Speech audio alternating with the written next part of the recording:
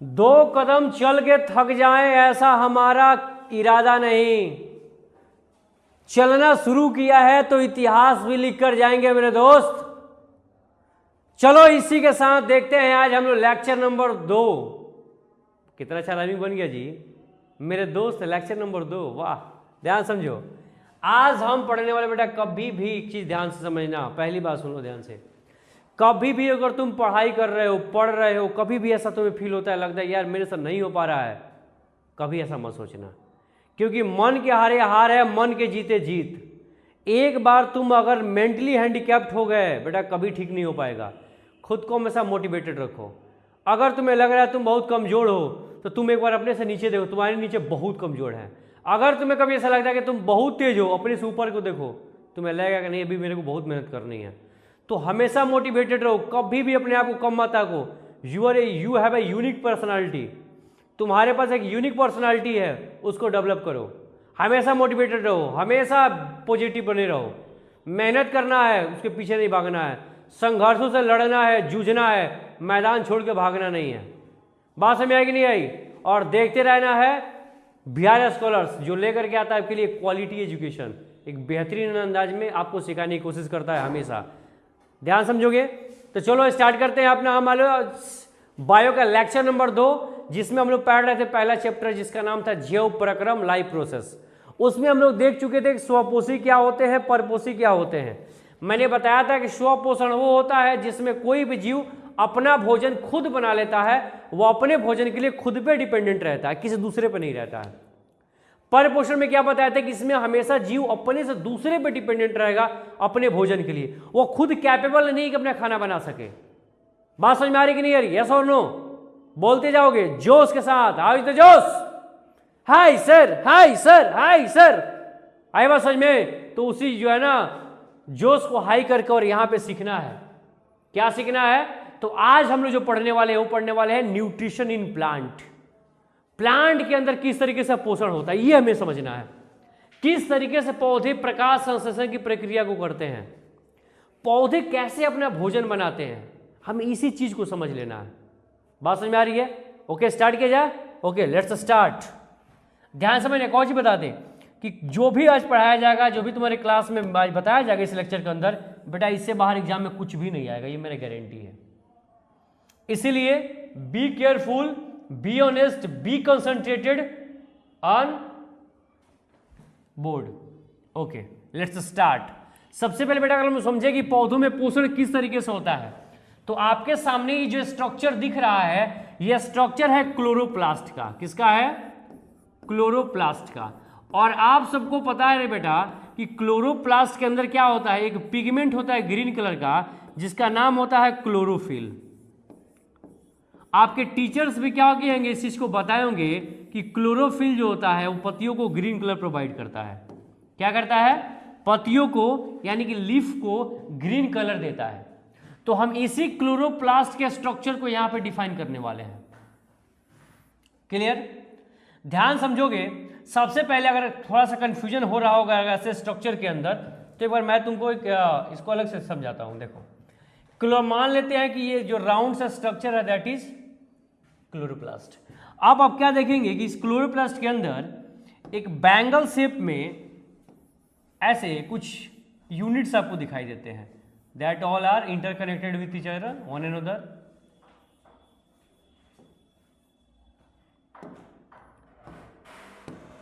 ऐसे कनेक्टेड हैं। फिर आप यहां देखेंगे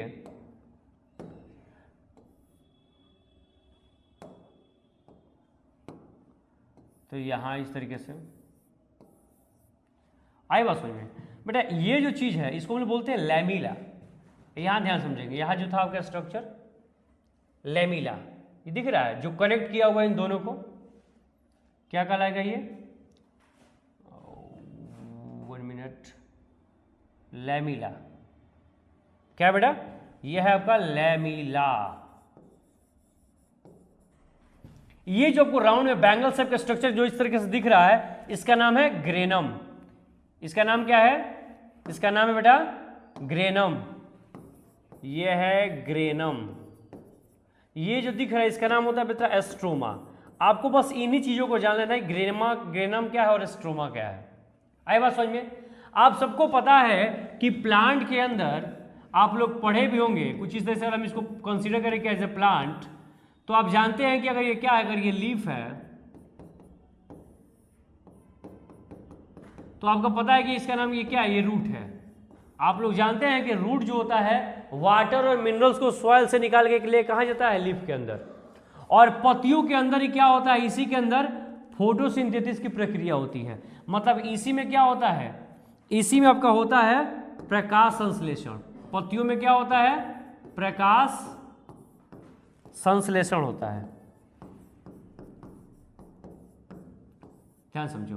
तो अभी रूट के द्वारा जो वाटर जाता है इस लीफ के अंदर, क्या जाता है, इसका नाम क्या है, इसका नाम होगा आपका वाटर, पानी।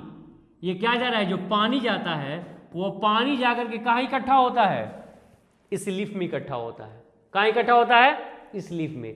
इस लीफ के पास क्या होता है, स्टोमाटा होता है। इसमें क्या होगा, स्टोमाटा होगा।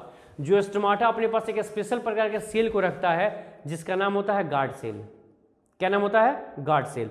अब गार्ड सेल क्या करता है कि उस स्टोमाटा के माउथ को ओपन करता है। क्या करता है, ओपन करता है और क्लोज करता है। यानी कि जब वाटर का एब्जॉर्प्शन करना होगा तो उसको क्या करेगा, क्या करेगा, उसको ओपन करेगा, वाटर को एब्जॉर्ब कर लेगा, और जब उसी वाटर को रिलीज करना होगा तो फिर उसके माउथ को ओपन करेगा और वाटर को इवापोरेशन के फॉर्म में बाहर कर देगा। ये तो आप पढ़े ही हैं, पिछले क्लास में पढ़ते आ रहे हैं, क्लास 8 में ही पढ़े थे। तो स्टोमाटा क्या करता है, पूरे पानी को लीफ के अंदर रखने में मदद करता है। एक्चुअली बेटा ये जो पानी आ रहा है लीफ के अंदर, वह सारा का सारा पानी जाके कहाँ पे, इस ग्रेनम के अंदर इंस्टॉल होता है। कहाँ पे, इस ग्रेनम के अंदर। इस ग्रेनम के अंदर कहाँ पे जाएगा, वो इस ग्रेनम के अंदर स्टोर होगा। आई बात समझ में? और ध्यान समझना कि इस, ध्यान समझो, ये क्लोरोप्लास्ट है, तो chloroplast is a part of leaf. Chloroplast कहाँ प्रेजेंट होता है, लीफ में प्रेजेंट है। अब ये क्लोरोप्लास्ट के अंदर वो पानी गया, उस लीफ के अंदर पानी गया, तो वो पानी जाए कहाँ पे इकट्ठा हुआ, ग्रेनम के अंदर इकट्ठा हुआ। बात समझ में आ रही है? अब ध्यान समझोगे कि अब हम एक ग्रेनम को बाहर निकालते हैं। अब चलो यहाँ पे हम लोग कर दिए ग्रेनम को बाहर। इस ग्रेनम में क्या है, H2O जाकर के इकट्ठा हो गया। H2O क्या हुआ, यहाँ पे जाकर के इकट्ठा हो गया, H2O इकट्ठा हो गया। अब होता क्या है कि इसी H2O के ऊपर पड़ता है क्या, सनलाइट, सूर्य का प्रकाश। क्या पड़ता है, इसी के ऊपर सनलाइट पड़ता है, सूर्य का प्रकाश पड़ता है। ध्यान से समझेंगे आप।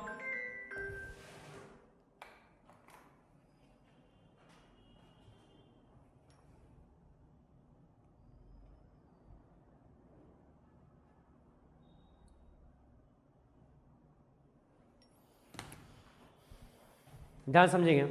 मैंने क्या बताया कि यहां जो है इसी के अंदर क्या होता है, ग्रेनम के अंदर यहां होता है H2O, और यहीं H2O क्या करता है, इसे H2O के ऊपर सनलाइट पड़ता है, ये H2O टूटता है। ये H2O क्या होगा, टूटेगा। ध्यान समझेंगे। इसको हम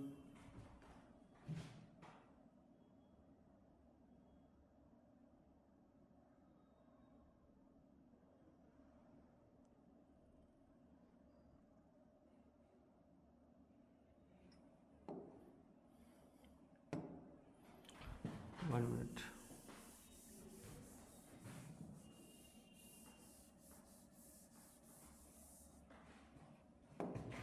चलो समझते हैं इसको, ध्यान से समझो।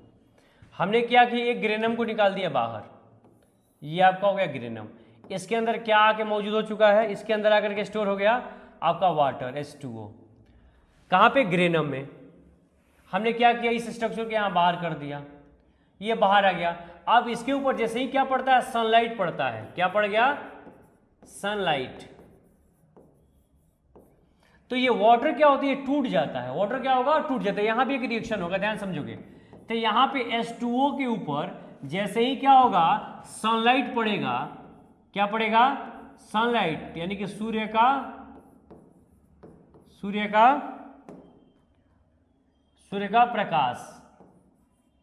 का प्रकाश पड़ेगा, ये H2O टूट जाता है। किसमें, H2 प्लस O2 के अंदर। आई बात समझ में? मतलब ध्यान से समझना बाबू कि इसके अंदर जो H2O प्रेजेंट था, क्या था, इसके अंदर जो H2O प्रेजेंट था वो H2O क्या हो गया, टूट गया H2 प्लस O2 में, और जैसे ही ये O2 में टूटा यहां से O2 जो है वहां से क्या हो गया, बाहर रिलीज हो गया, मतलब बाहर निकल गया। रिलीज का मतलब क्या, बाहर निकल गया। बाहर निकला तो सिर्फ वहां पे क्या बच गया, H2 बच गया। H2 कहां बचा है, एस्ट्रोमा के अंदर।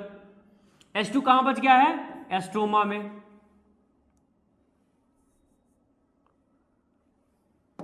वन मिनट, H2 कहां बच गया है, H2 बच गया तुम्हारा एस्ट्रोमा में।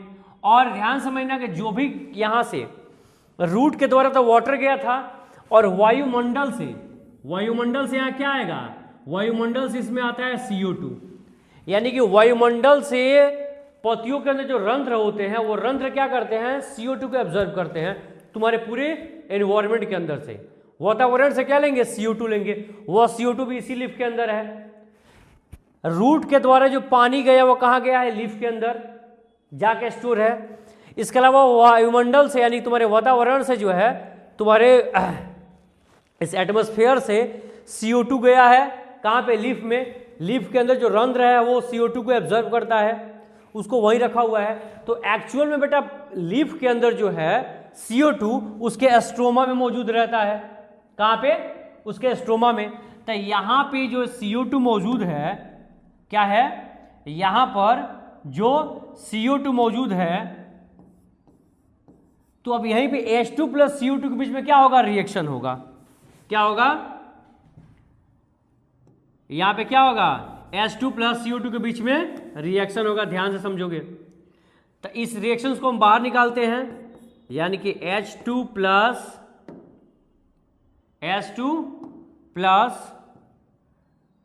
CO2, अब इनके बीच में रिएक्शन होता है, तब जाके क्या बनता है, C6H12O6, और इसी को बोला जाता है ग्लूकोज। आए बात समझ में? यानी कि पौधों में फूड, कार्बोहाइड्रेट बन गया, पौधों में फूड, खाना बन गया। क्या हो गया, खाना बन गया। आप ध्यान समझ बेटा, इसके लिए यानी कि इस रिएक्शन के लिए हमें किसी भी प्रकार की सूर्य की प्रकाश की आवश्यकता नहीं होती है, हमें कोई नीड नहीं है सनलाइट की, इसीलिए इसको हम बोलते हैं डार्क रिएक्शन। क्या बोलते हैं, डार्क रिएक्शन। अब ध्यान समझना एक चीज और, जो मजेदार चीज है यहां पे। अब यहां पे तुम क्या देख रहे हो कि यह रिएक्शन क्या हो रहा है, यह रिएक्शन हो रहा है किसकी वजह से, सूर्य की प्रकाश की वजह से। सूर्य के प्रकाश की वजह से क्या हो रहा है, पानी टूट रहा है H2 प्लस O2 में। तो जब पानी टूट रहा है H2 प्लस O2 में, तो यहां पे जरूरत है किसकी, सनलाइट की, सूर्य के प्रकाश की जरूरत है। इसीलिए हम इस रिएक्शन को बोलेंगे लाइट रिएक्शन। क्या बोलेंगे, लाइट रिएक्शन। बात समझ में आई कि नहीं आई? क्या बोलेंगे इसको हम लोग, लाइट रिएक्शन बोलेंगे, यानी प्रकाशीय अभिक्रिया बोलते हैं। बात समझ में आ गई कि नहीं आ गई? क्या बोलते हैं उसको, प्रकाश, लाइट रिएक्शन बोलते हैं, प्रकाशीय अभिक्रिया कहते हैं। क्लियर? तो ध्यान समझना, यहां से हम लोग 2 पॉइंट समझे। वो कौन कौन सा पॉइंट है, ध्यान समझो। सबसे पहला पॉइंट हम ये समझे कि कोई पूछे कि लाइट रिएक्शन कहां होता है, लाइट रिएक्शन कहां होता है, कहां होता है, तो क्या बताओगे,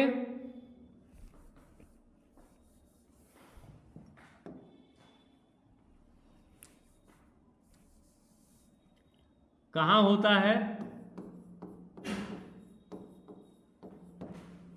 आए बात समझ में? तो क्या बताओगे, बता दोगे कि इसका आंसर क्या होगा, लाइट रिएक्शन कहां होगा, तो बता दोगे कि लाइट रिएक्शन कहां होगा, वो होगा ग्रेनम में। कहां होगा, ग्रेनम के अंदर। दूसरा क्या हो सकता है यहां पे कि डार्क रिएक्शन, कौन, डार्क रिएक्शन कहां होगा, तो क्या बता दोगे बेटा, डार्क रिएक्शन तुम बता दोगे कि डार्क रिएक्शन होगा कहां पे, एस्ट्रोमा में। आए बात समझ में? अब तीसरा पॉइंट हम यहां से क्या समझे कि ऑक्सीजन कब रिलीज होता है, ऑक्सीजन कब रिलीज होता है, तो ध्यान से समझना, क्या बता दोगे, बता दोगे ऑक्सीजन रिलीज कब होगा, आफ्टर लाइट रिएक्शन। मतलब कि जब क्या होगा यहां, जब ये H2O क्या होगा, टूटेगा H2 प्लस O2 में, किसकी वजह से टूटेगा, ये ध्यान समझना, किसकी वजह से टूटेगा, तो सूर्य के प्रकाश की वजह से टूटेगा, सूर्य का प्रकाश की वजह से क्या होगा, टूटेगा। तो सूर्य का प्रकाश की वजह से टूटेगा तो ऑक्सीजन यहीं से क्या होगा बेटा, बाहर निकल गया, ऑक्सीजन क्या होगा, बाहर निकल जाएगा, बाहर निकल गया। आए बात समझ में। अब ध्यान से समझना, मैंने क्या बताया कि H2O को टूटने के लिए, मतलब कि जो पानी जाके ग्रेनम में इकट्ठा हो गया था, उस पानी को टूटने के लिए, उस वाटर को टूटने के लिए सूर्य के प्रकाश की जरूरत है। इसीलिए हम इस अभिक्रिया को क्या बोलेंगे, इसीलिए हम इसका अभिक्रिया को बोलते हैं लाइट रिएक्शन। मैंने बता दिया इसे पहले, लाइट रिएक्शन बोलते हैं। बात समझ में आ गई, क्लियर हो गया ये, यहां तो कोई डाउट नहीं है। चल बेटा चौथा पॉइंट क्या बताया अभी हम, चौथा पॉइंट मैंने क्या बताया कि एक्चुअल में फोटोसिंथेसिस कहां हो रहा है, ये प्रोसेस कहां हो रहा था, तो ग्रेनम के अंदर हो रहा था। कहां हो रहा था, ग्रेनम में। अब हम समझते हैं चौथा पॉइंट कि एक्चुअल में फोटोसिंथेसिस कहां होता है, खाना मेन कहां बनता है, पत्तियों का किचन कहां है। तो ध्यान से समझना, चौथा पॉइंट क्या है कि H2 प्लस CO2 का खाना बना, मतलब इन दोनों के बीच में रिएक्शन हुआ। और ऐसे रिएक्शंस के लिए ध्यान समझना, ऐसे रिएक्शंस के लिए हमें सूर्य का प्रकाश की जरूरत नहीं है। तो ऐसे रिएक्शन में क्या होगा, यहां बन जाएगा तुम्हारा C6H12 और O6, जिसका नाम क्या है, जिसका नाम है ग्लूकोज। और ये रिएक्शन के लिए सूर्य का प्रकाश की जरूरत नहीं होती है, इसलिए इसको क्या बोलेंगे, इसको बोलेंगे डार्क रिएक्शन। क्या बोलेंगे, डार्क रिएक्शन। मतलब यहां पे सूर्य के प्रकाश की जरूरत नहीं है। और पत्तियों के अंदर क्या हुआ, ऑक्सीजन कब रिलीज हो गया, जब तुम्हारा लाइट रिएक्शन हुआ। बात समझ में आ रही कि नहीं आ रही है, क्या हुआ, लाइट रिएक्शन। तो यहां से हमारे ये 4 क्वेश्चन तैयार हो गया। क्या क्या, कि लाइट रिएक्शन कहां होता है, तो ग्रेनम में। डार्क रिएक्शन कहां होता है, एस्ट्रोमा में। इसके अलावा H2O का टूटना क्या है, तो देखो H2O क्या हो रहा है, स्पिल्ड कर रहा है, मतलब यहाँ डिकम्पोजिशन रिएक्शन हो रहा है, विघटन अभिक्रिया हो रही है। किसकी वजह से हो रही है, तो सूर्य के प्रकाश की वजह से हो रही है। कैसे टूट रहा है, तो H2 प्लस O2 में टूट रहा है, और यहीं पे क्या हो रहा है, O2 बाहर निकल गया। इसके अलावा H2 और CO2 के बीच में क्या हुआ, रिएक्शन हुआ। कहाँ हुआ, तो ये हुआ एस्ट्रोमा के अंदर। याद रखो कि एक रिएक्शन कहाँ होगा, तो ये होता है एस्ट्रोमा के अंदर। और तब जाकर के पत्तियां, लीफ जो होती है वो क्या करती है, खाना बनाती हैं, और उनके ग्लूकोज बनते हुए शरीर में क्या होता है, ग्लूकोज बनता है, जिसका फॉर्मूला है C6H12O6। जैसा मैंने क्या किया था, पीछे बताया था, ध्यान समझोगे। बात समझ में आ रही है। इसी स्ट्रक्चर को और पीछे जाते हैं, यही स्ट्रक्चर, इसको मैंने डिफाइन किया है। ये गोल से जो स्ट्रक्चर दिख रहा है, दैट इज व्हाट इज, ये क्या है, ये है ग्रेनम। इसके अलावा क्या है जो इन दोनों को कनेक्ट किया हुआ आपस में, दैट इज लैमिला। आई बात समझ में, ये ग्रेनम।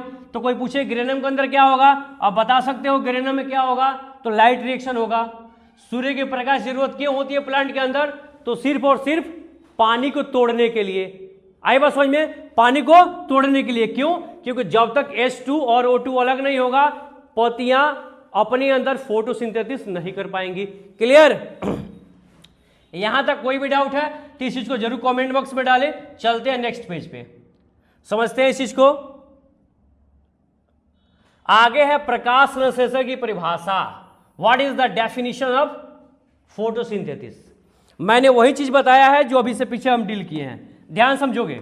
मैंने क्या बताया बेटा तुम्हें, कि प्रकाश संश्लेषण एक वैसी प्रक्रिया है जिसमें हरे पौधे, मैंने इसे पीछे भी लेक्चर में बताया था कि फोटोसिंथेसिस का प्रोसेस सिर्फ हरे पौधे के अंदर होता है, सूखे हुए पेड़ के अंदर नहीं होता है। ध्यान से समझना, जो पेड़ सूख गया है उसके अंदर नहीं होगा फोटोसिंथेसिस, या अगर वो पौधा हरा नहीं है तो उसके अंदर फोटोसिंथेसिस नहीं होगा। हमेशा दिमाग में रखना इस चीज को।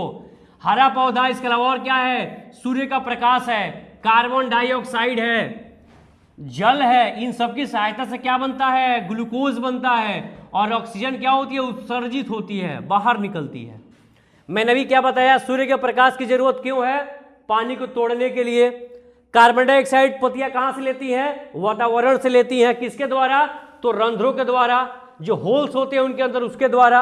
इसके अलावा जल की आवश्यकता प्लांट को क्यों है? जल कैसे लेता है? तो जल पौधा अपने रूट के माध्यम से लेता है, सॉइल के अंदर से, मिट्टी के अंदर से। क्लियर? चलो आगे बढ़ते हैं। प्रकाश संश्लेषण के लिए आवश्यक घटक कौन कौन से हैं? बात समझ में आ रही कि नहीं आ रही है? तो क्या मैंने बताया कि सूर्य का प्रकाश चाहिए, अगर खाना बनाना है पत्तियों को तो क्या चाहिए? सूर्य का प्रकाश। इसके अलावा हरित लवक जिसको इंग्लिश में बोलते हैं क्लोरोफिल। मैंने अभी क्या बताया कि किसी भी पत्ती का कलर हरा उसके अंदर प्रेजेंस क्लोरोफिल की वजह से होता है। क्लियर? आगे बढ़ते हैं। आगे क्या है? मैंने भी बताया तुम्हें कि वायुमंडल से कार्बन डाइऑक्साइड कौन लेता है? रंध्र लेती हैं। इसके अलावा जल का अवशोषण कौन करता है बेटा? तो जल का अवशोषण जड़ें करती हैं, रूट करता है। समझ में आ रहा है कि नहीं आ रहा है? कोई डाउट आता तो जरूर बताएं। आगे बढ़ो। जो रिएक्शंस है प्रकाश संश्लेषण की, जो रासायनिक अभिक्रिया है, क्या है? CO2 है, H2O है। जब इसका रिएक्शन क्या होगा? इन दोनों के बीच में रिएक्शन होगा, क्या बनेगा? ग्लूकोज बनेगा। बात समझ में आ रही है? क्या बनेगा? यहां ग्लूकोज बनेगा। कोई डाउट है यहां तक? क्लियर? अब समझो, चलो आगे बढ़ते हैं। नेक्स्ट क्या है? प्रकाश संश्लेषण की प्रक्रिया, यानी कि स्टेप बाय स्टेप ध्यान समझना। मैंने भी क्या बताया कि जड़ें मिट्टी से क्या करती हैं? जल को अवशोषित करती हैं। क्या करती हैं? जल खनिज अवशोषित करती हैं। पत्तियों के रंध्रों से CO2 अंदर जाता है, क्लोरोफिल सूर्य के प्रकाश को अवशोषित करता है, तब जाके भोजन बनता है। अतिरिक्त भोजन क्या होता है? स्टार्च के रूप में संचित हो जाता है। एक बात बताओ कि तुम्हारे घर में भी तो खाना बनता होगा कि नहीं बनता है? बनता है ना? तो तुम्हारे घर में जो खाना बनता है, क्या एक ही बार में सारा खाना खा जाते हो क्या? ऐसा तो नहीं है कि एक बार में खाना बना और सारा खाना खा पी के हम लोग सब कुछ साफ ऊपर बर्तन फेंक दिए। ऐसा तो नहीं होता है। जब तुम्हारे घर में खाना बनता है तो सबके खाने के बाद कुछ खाना बच जाता है, तो उस खाने को तुम्हारी माँ क्या करती हैं? स्टोर कर देती हैं। कहाँ पे? कहीं भी। अब बेडरूम है, पलंग है, क्या माँ तुम्हारे लिए खाना ऐसे ही पलंग पे फेंक देंगी या रोटी से ही फेंक देंगी कि जब तुमको जरूरत पड़ेगा तुम वहाँ से रोटी उठाना, सब्जी उठाना, खा लेना? नहीं ना। क्या होगा?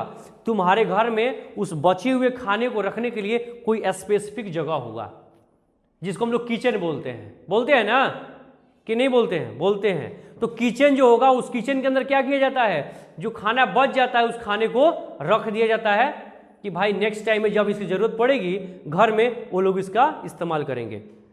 तो बेटा समझो ऐसे ही ना कि जैसे हमारे घर में खाना बनता है वैसे ये प्लांट है।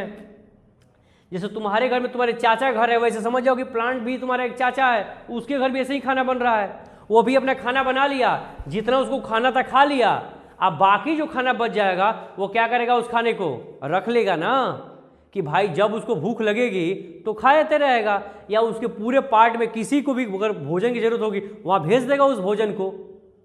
तो पौधे उस भोजन को क्या करते हैं? स्टार्च के रूप में रखते हैं। किस रूप में रखते हैं बेटा? स्टार्च के रूप में संचित करते हैं। आए बात समझ में? और ऑक्सीजन को हमें दे देते हैं बिल्कुल दान में। बात समझ में आ रही कि नहीं आ रही है? वो क्या कहते हैं? बोलते हैं भैया ऑक्सीजन की जरूरत हमें नहीं है, आप ऑक्सीजन को ले जाओ और इसका इस्तेमाल सांस लेने में करो। समझ में आ रहा है कि नहीं आ रहा है? तुम सांस लेते हो, सांस छोड़ते हो, लेते हो ना? मतलब हम क्या करते हैं? हम करते हैं ब्रीदिंग। क्या करते हैं? ब्रीदिंग। तो ब्रीदिंग में हम ले रहे हैं ना एयर के साथ में ऑक्सीजन, हम ब्रीदिंग में छोड़ रहे हैं ना एयर के साथ में कार्बन डाइऑक्साइड। तो वो ऑक्सीजन कहाँ से आ रहा है? जो हम ले रहे हैं वो बेटा यहाँ से आता है। कहाँ से? यहाँ से। यानी कि पौधों क्या करती हैं? अपना खाना बनाने के बाद खुश होकर के क्या करती हैं? हमें ऑक्सीजन दान कर देती हैं। इसी टोके बात समझ में आई कि नहीं आई? यहाँ तक अगर किसी भी पॉइंट में दिक्कत हो तो आप इस चीज़ को कमेंट बॉक्स के अंदर जरूर मेंशन करें। मैं अगर ऐसा कोई भी आपको दिक्कत होगा फिर से एक अच्छी वीडियो बनाऊंगा इसके ऊपर और कोशिश करूंगा कि आपको और भी बेहतर तरीके से समझा सकूं। क्लियर? चलिए तो बेटा नेक्स्ट आगे बढ़ते हैं और थोड़ा सा आपके IQ टेस्ट के लिए कुछ क्वेश्चंस लेकर के आया हूं जिसमें आप लोगों को बताना है अभी तक मैंने जो पढ़ाया उसके बेस्ड पे ये क्वेश्चंस हैं और आपको बताना है इसका सही जवाब क्या होगा। ये क्या है? ये बाबू आपका IQ टेस्ट है। मतलब कि जितना आपने पढ़ा उसमें से कितना सीखा। बात समझ आ रही कि नहीं आ रही है? हम सुबह से शाम तक पढ़ रहे हैं, अब पढ़ते पढ़ते पढ़ते पढ़ते शाम हो गई और लास्ट में पता चला रिजल्ट 0। तो इसको हम वर्क बोलते हैं क्या? नहीं बोलते ना। तुम कितना भी एफर्ट लगाए और काम कुछ हुआ नहीं तो बोलोगे कि ना हम दिन भर काम किए हैं, भले काम नहीं हुआ। तो बेटा रिजल्ट देखा जाता है, तो अगर आपने काम किया तो उस काम का परिणाम रिजल्ट भी कुछ आना चाहिए। तो अभी आपने अगर ये लेक्चर देखा पढ़ा तो उसका रिजल्ट इन क्वेश्चंस पे आना चाहिए। तो let's start, just check your IQ level by yourself and look at here. अब पौधे अपना भोजन किस प्रक्रिया के द्वारा बनाते हैं? बेटा अभी बड़ी अच्छे तरीके से बताया तुमको, एक एक चीज को समझाए हैं। तो क्या बताओगे? ऑप्शन है श्वसन है, पाचन है, प्रकाश संश्लेषण है और वाष्पोत्सर्जन है। इसमें कौन सा ऑप्शन क्या होगा? सही होगा। तो सब तेज है, तुम सब बहुत तेज है सब। क्या होगा? प्रकाश संश्लेषण। वाह बहुत बढ़िया। क्या होगा? प्रकाश संश्लेषण। ओके बेटा नेक्स्ट क्वेश्चन क्या है? नेक्स्ट है प्रकाश संश्लेषण के लिए कौन सी गैस आवश्यक है? मैंने अभी बताया था कि प्रकाश संश्लेषण के लिए सबसे आवश्यक गैसों में से कौन है? CO2 है। क्यों? क्योंकि ऑक्सीजन तो हमें वो दे देता है, खुशी खुशी के ले जाओ। आज हम बहुत खुश है कि हमारे घर में खाना बना है, इसीलिए तुम ऑक्सीजन को ले जाओ, हमें दान कर दिया। और बदले में हमसे क्या लिया? क्या लिया? लिया रे लिया, कार्बन डाइऑक्साइड लिया। लिया ना? तो कार्बन डाइऑक्साइड लेके क्या करता है? वो अपना खाना बनाता है। क्लियर? ध्यान समझना। आगे है कि क्लोरोफिल किस कोशिकांग में पाया जाता है? अरे बढ़िया, कोशिकांग किस कोशिकांग में पाया जाता है? मैंने अभी क्या बताया था मेरे बेटा? मैंने तुमको बताया था कि क्लोरोप्लास्ट के अंदर होता है क्लोरोफिल। बताया था ना कि क्या होता है? क्लोरोप्लास्ट के अंदर क्लोरोफिल होता है। तो कहीं ऑप्शन में दिया है क्या क्लोरोप्लास्ट? कहाँ कहाँ कहाँ? आइए देख लिया, चलवा देख लिया। चलो क्या है? क्लोरोप्लास्ट। क्या है? क्लोरोप्लास्ट। वाह रे वाह, आला रे आला, तू सब बता डाला। चल ध्यान दे इधर। क्या है? क्या कह रहा है कि पौधे में जल और खनिज का अवशोषण किस भाग द्वारा होता है? ध्यान से समझ लेना, एक बार याद करना उन बातों को, जिन बातों को मैंने तुम्हें बड़ा चिल्ला चिल्ला के समझाया है। कौन सा बात? एगो बड़ा तुमको अच्छा सा टूटा फूटा सा क्या बनाए थे? पौधा बनाए थे। अब बताए थे कि इसमें रूट है, जिसको हिंदी में क्या बोलते हैं? जड़ कहते हैं। क्या कहते हैं? जड़। जड़। समस्याओं से तुम हमेशा लड़, तभी क्या होगा? जीत हासिल होगी। तो यहाँ समस्या है, तो इससे बताओ। कह रहा है कि जल खनिज का अवशोषण कौन करेगा पौधों में? कई बार ओहो बात समझ गया सब, बड़ा तेज है तुम सब, बात समझ गया। कई बार सर नाम ले लिए है किसका? जड़ का। ले तो तुम सब भी कहेगा कि मार दीजिए सर आंसर जड़, कर दीजिए कमाल, लगाइए धमाल, अब बना दीजिए जोड़ को क्या इसका जवाब ला दीजिए। अगला सवाल है कि नहीं है? चलो अगला सवाल क्या कहता है कि स्वपोषी पौधों को भोजन बनाने के लिए ऊर्जा कहां से मिलती है? अरे बाप, अच्छा क्वेश्चन छूट गया। एक मिनट बेटा, एक मिनट। प्रकाश के दौरान, हाँ चलो, प्रकाश संश्लेषण के दौरान छूट गया था क्वेश्चन कि प्रकाश संश्लेषण के दौरान कौन सा पदार्थ उत्पाद के रूप में निकलता है? उप उत्पाद। ठीक है, चलो थोड़ा सा इसको सही करना। चलो कौन सा निकलता है जी? अभी तो बताया था ना बेटा, अभी पढ़े थे ना तुम लोग कि ले CO2 को ले ले, H2O को ले ले, लेके बना दे C6 बना दे, H12 बना दे, O6 बना दे, और यहां से क्या निकाल दे रे बाबा, ऑक्सीजन को निकाल दे। किसको निकाल दे? ऑक्सीजन। तो उत्पाद के रूप में क्या निकला? कौन सा गैस निकला? कौन सा पदार्थ निकला? तो बता दो। ऑक्सीजन। कौन निकला? ऑक्सीजन। वाह, बहुत खूब। अब स्वपोषी को भोजन बनाने के लिए ऊर्जा कहां से मिलता है? तुमको खेलने के लिए ऊर्जा कहां से मिलता है? तुमको बाकी काम करने के लिए ऊर्जा कहां से मिलता है? मिलता है कि नहीं मिलता है? तो तुम कहोगे सर हम खाना खाते हैं तो हमको ऊर्जा मिलता है। तो ये बताओ कि पौधों को भी कहां से मिल रही है ऊर्जा? तो मैंने अभी क्या बताया था कि पौधों को ऊर्जा के देने का काम करेगा सूर्य का प्रकाश। कौन करेगा? सूर्य का प्रकाश, यानी कि सनलाइट। जब तक सनलाइट उनको नहीं देगा एनर्जी, तब तक उनका खाना बनने वाला नहीं है। मतलब जैसे कि वेंडर तुम्हारे घर में लाके गैस नहीं देगा, खाना बनेगा? बताओ, नहीं बनेगा ना। तो वैसे ही क्या है, यहाँ भी है, वो भेंडर का नाम सूर्य है और गैस का नाम सूर्य का प्रकाश है। अब क्या है कि सूर्य का प्रकाश जब तक एनर्जी के रूप में नहीं मिलेगा पौधों को, तब तक वाटर टूटेगा नहीं, और जब तक वाटर टूटेगा नहीं तब तक खाना बनेगा नहीं। ध्यान समझना। तो कौन है? सूर्य है। कौन है रे बाबू? सूर्य है। कौन है? सूर्य है। चलो नेक्स्ट है परपोषी पौधों का उदाहरण कौन सा? ओहो, परपोषी। लेक्चर नंबर फर्स्ट याद करो, मैंने क्या बताया था? दुनिया के सारे हरे पौधे अपना खाना नहीं बनाते हैं, मतलब दुनिया के सारे पौधे स्वपोषी नहीं होते हैं। याद रख लेना। क्या होगा?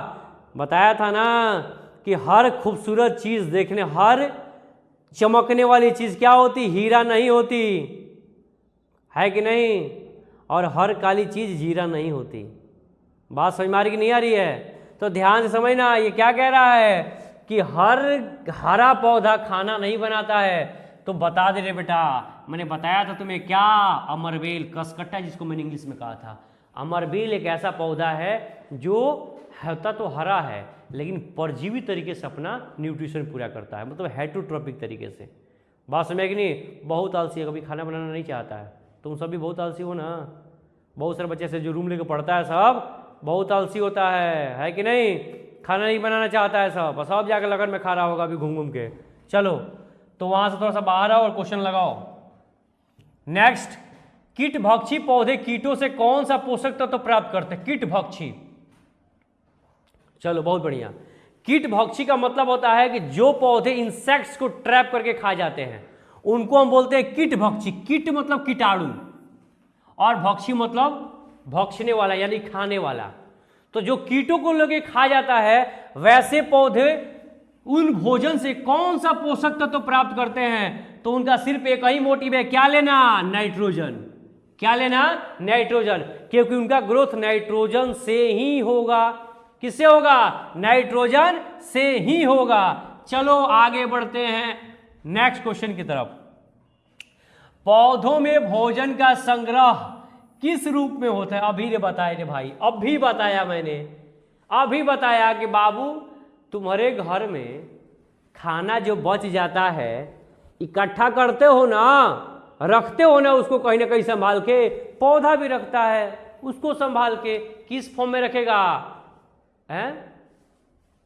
हाँ, स्टार्च के रूप में। बहुत बढ़िया, बहुत बढ़िया। तुम सब के लिए बहुत बढ़िया क्लैप। क्या होगा? किस रूप में? स्टार्च के रूप में रखेगा। आई बात समझ में? और उसी स्टार्च का इस्तेमाल वो आगे करेगा जब उसको जरूरत होगी। क्या करेगा? आगे करेगा, जरूर करेगा। चल बेटा ध्यान दो। लास्ट क्वेश्चन, अंत भला तो सब भला, इसका जवाब गलत नहीं आना चाहिए। हम पूरे जोश के साथ देना इसका जवाब और ध्यान से समझना। पढ़ना एक बार क्वेश्चन को कि प्रकाश संश्लेषण मुख्य रूप से पौधों के किस भाग में होता है?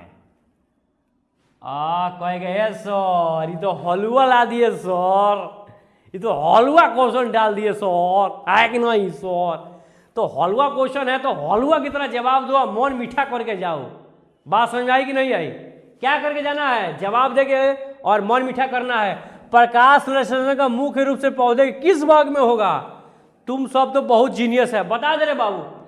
पत्ती के अंदर होगा। पति मतलब हस्बैंड, मारेंगे तोड़ देंगे तुम्हारा बैंड। क्या होगा? इस पति का मतलब लीफ। क्या होगा?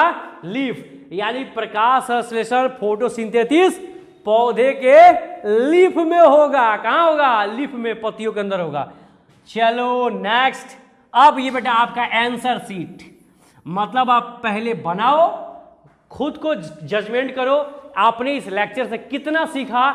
आफ्टर इस आंसर्स को देखो और चेक करो कि अभी आप किस लेवल पे हैं। ओके, तो मिलते हैं फिर नेक्स्ट लेक्चर के अंदर, जिसमें हम लेकर के आएंगे पर पोषण के ऊपर वीडियो, बहुत अच्छी तरीके से बनाएंगे उसको भी। और हम लोग देखेंगे कि पर पोषण कैसे होता है, पर पोषण कितने प्रकार का होता है, कौन कौन से जीव है जो परपोषी होते हैं। बात समझ में आ रही कि नहीं आ रही है? बात समझ में आ रही है ना? देखना है ना? बिल्कुल देखा जाएगा। और वहाँ हम देखेंगे एक और ही बेहतरीन सा लेक्चर जो हमारा होगा इस चैप्टर का तीसरा लेक्चर। तब तक के लिए आप सबको बहुत बहुत शुभकामनाएं हमारी तरफ से। आपके उज्जवल भविष्य के लिए पढ़ते रहिए, बढ़ते रहिए, स्वस्थ रहें, मस्त रहें। दे दनादन। जय बिहार, जय विद्यार्थी। तब तक के लिए थैंक यू, धन्यवाद।